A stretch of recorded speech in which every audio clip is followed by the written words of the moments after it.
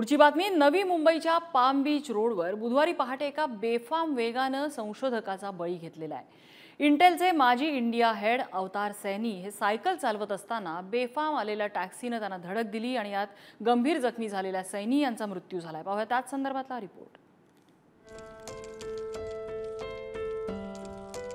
इंटेलचे माजी अधिकारी ज्या कॉम्प्युटरच्या मदतीने आपल्या कामाचा वेग वाढलाय त्या कॉम्प्युटरमध्ये सर्व प्रक्रिया जलद घडवणारा प्रोसेसर, त्या प्रोसेसरच्या संशोधनात महत्त्वाचा वाटा असलेले अवतार सैनी यांचा नवी मुंबईच्या पाम बीच रोडवर दुर्दैवी मृत्यू झाला।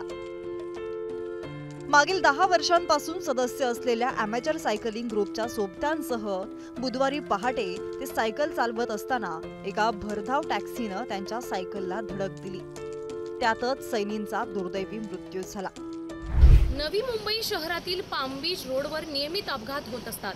अपघातांची संख्या ही कमी होण्याऐवजी दिवसेंदिवस वाढत चाललेली पाहायला मिळत आहे।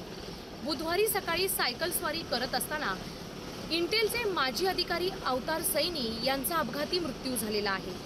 भरधाव वेगाने टॅक्सी आली आणि त्यांच्या सायकलला धडकली आणि या धडकेत सैनी हे जागेवर खाली पडले आणि जागीच त्यांचा मृत्यू झालेला आहे। त्यामुळे नवी मुंबई शहरातील महानगरपालिका असेल किंवा इतर संबंधित अधिकारी असतील हेच या अपघातांना बळी ठरत असल्याचा आरोप नवी मुंबई शहरातील नागरिक करत आहेत। कारण सैनी हे सायकल चालवत असताना हा अपघात झालेला आहे। नवी मुंबईच्या या पाम बीच रस्त्यावर सायकल ट्रॅक देखील उभारण्यात येत आहे, मात्र त्याचे नियोजन हे चुकीच्या पद्धतीने असल्यामुळे हे अपघात वारंवार होत आहेत असा आरोप नवी मुंबईचे नागरिक करत आहेत। मायक्रो प्रोसेसरशी संबंधित 7 पेटंट सैनींच्या नावावर होते। त्यांच्या अशा दुर्दैवी मृत्यूनं आयटी क्षेत्राला धक्का बसलाय। सैनी यांनी मुंबईच्या व्हीजेटीआय मधून इंजिनिअरिंग केलं। अमेरिकेतून मायक्रो प्रोसेसर आणि डेव्हलपिंगचा अभ्यासक्रम प्रसिद्ध कंपनी इंटेलमध्ये 1993 साली रुजू। प्रोसेसरच्या निर्मितीत प्रमुख रचनाकार म्हणून महत्त्वाचे योगदान। मायक्रो प्रोसेसरशी संबंधित 7 पेटंट सैनींच्या नावावर। 2004 साली इंटेलच्या दक्षिण आशियाई विभाग संचालक पदावरून निवृत्त। 68 वर्षांचे सैनी मित्रांसह नेहमीच सायकल रायडिंगच्या मोहिमा करायचे। ते राहत असलेल्या चेंबूर पासून खारघर किंवा खोपोली पर्यंत त्यांच्या या मोहिमा असायच्या। बुधवारी पहाटे त्यांनी ठरवलेली मोहीम मात्र अपूर्णच राहिली। पाम बीच रोडवर एका टॅक्सीने त्यांना धडक दिली। या धडकेत ते सायकलसह टॅक्सीच्या पुढच्या चाकाखाली आले। पळून जाण्याच्या प्रयत्नात टॅक्सी चालकानं त्यांना फरफटत नेलं। त्या घटनेत गंभीर जखमी झालेल्या सैनींचा मृत्यू झाला। अपघात झाला हा सायकल ट्रॅकच्या कामामुळे झालेला नाही। पाम बीच रोड आणि सर्व्हिस रोडच्या मध्ये हा सायकल ट्रॅक आहे। हेचं काम काही तांत्रिक अडचणीमुळे थांबलं होतं, तर ते आता 4.5 किलोमीटरचा पहिला जो टप्पा आहे तो पूर्ण होतो 1 महिन्याभरामध्ये। त्यामध्ये MCDMची आम्ही परवानगी घेतलेली आहे, परंतु माननीय उच्च न्यायालयाची आम्हाला परवानगी घ्यायची आहे, तर ते 1 महिन्याभरात आम्हाला परवानगी मिळेल अशी अपेक्षा आहे। त्याच्यानंतर दुसऱ्या टप्प्यात आम्ही काम चालू करू। परंतु जो कालचा जो अपघात झाला हा याच्याशी महापालिकेचा संबंध नाही।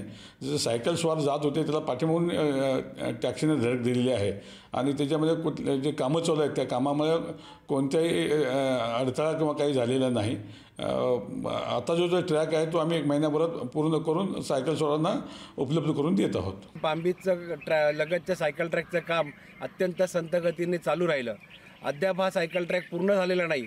कामाचा दर्जा आणि इतर गोष्टी या संदर्भात बोलण्यासारखं खूप आहे, मात्र आत्ता असं वाटतं की महानगरपालिकेने पाम बीच लगत सायकल ट्रॅक घेतला नाही पाहिजे होता। नवी मुंबई महानगरपालिकेने नुकताच जो विकास आराखडा फायनल केलेला आहे त्यामध्ये आपण पाहिलं असेल तर सायकल ट्रॅक हा गायब करण्यात आलेला आहे। शहरातले सर्व सायकल ट्रॅक हे रद्द करण्यात आलेले आहेत। अशा रीतीने नागरिकांचा कररूपी गोळा झालेला पैसा महानगरपालिकेने वाया घालवलेला आहे असंच वाटतं। सायकलिंग करताना भरधाव वेगातील वाहनाच्या धडकेत मृत्यूची ही काही पहिलीच घटना नव्हे।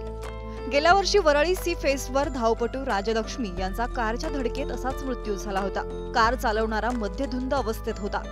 घाटांचा राजा अशी ओळख असलेले 64 वर्षीय राष्ट्रीय सायकलपटू अशोक खळे यांचा देखील असाच अपघाती मृत्यू झाला होता।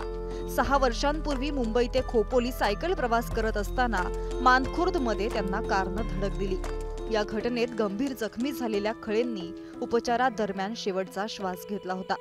कोरोनाच्या महामारीनंतर नागरिकांमध्ये फिटनेस विषयी गांभीर्य वाढले.